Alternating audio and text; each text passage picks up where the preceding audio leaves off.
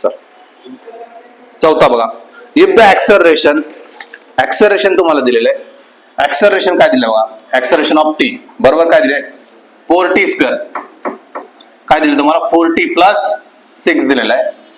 The velocity of a particle starting from the rest पासून जर velocity जर चालू होत असेल तर काय होणार आहे 0. स्टार्टिंगला किती आहे 0 आहे, रेस्ट सांगितलंय.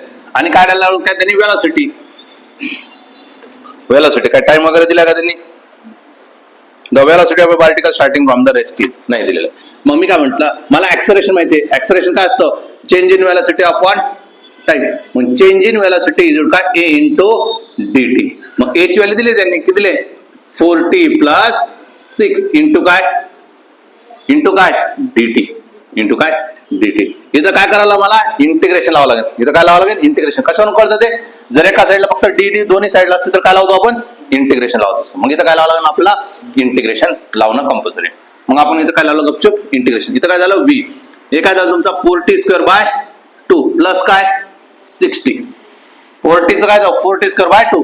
एकच फॉर्म्युला आपल्यासाठी x raise to n dx काय असतो x raise to n plus 1 upon n plus 1. वेगवेगळे 4 म्हणजे किती झालं 2t square plus 16. Option number 2t square plus 16 option number 4.